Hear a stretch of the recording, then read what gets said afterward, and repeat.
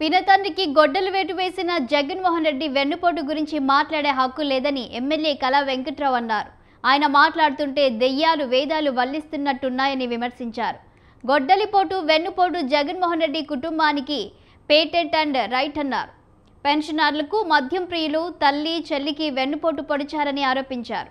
కాంగ్రెస్ హయాంలో రాజశేఖర రెడ్డి ముఖ్యమంత్రిగా ఉన్నప్పుడు ఆయన నీడలో ఉండి లక్షల కోట్లు సంపాదించి కాంగ్రెస్ కు వెన్నుపోటు పొడిచారని కళా వెంకట్రావు ఫైర్ అయ్యారు. వెన్నుపోటు పొడిచినటువంటి వ్యక్తి అలాంటి పార్టీ ఆ జగన్మోహన్ రెడ్డి గారు ఈ రోజునేమో వెన్నుపోటు దినమని రేపు పెడుతున్నాడంటే దెయ్యాలు వేదాలు వల్లించినట్టుగా ఉంది. మేక వండి పులి వచ్చి మేక వన్ని వేసుకొని మాట్లాడినట్టుగా కనిపిస్తుంది.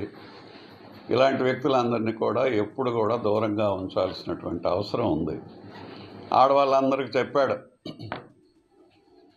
నేను వస్తే సారా నిర్మూలించేస్తాను, దశల వారీగా తీసేస్తాను అని చెప్పాడు. సారా తాగిన ఆయన ఏమైపోయాడు? కేజీహెచ్లో రోజుకి 10 మంది చచ్చిపోయేవారు విశాఖపట్నంలో. మన 3 జిల్లాల నుంచి సారా తాగిన వాళ్ళు.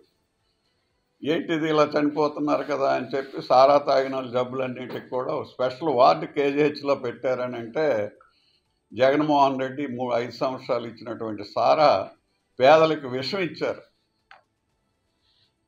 సారా కాదు, అది విషం ఇచ్చారు.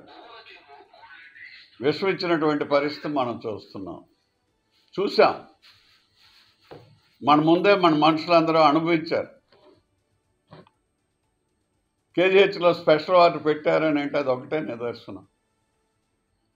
తీసేస్తామని చెప్పిన ఆయన తిరిగి విషం లాంటి సారాన్ని సప్లై చేసి ఎంతోమందికి మరి కుంకుమ బొట్లు చేర్పేసినటువంటి పరిస్థితి ఆ ప్రభుత్వంలో జగన్మోహన్ రెడ్డి నాయకత్వంలో సారాన్ని సప్లై చేశారు.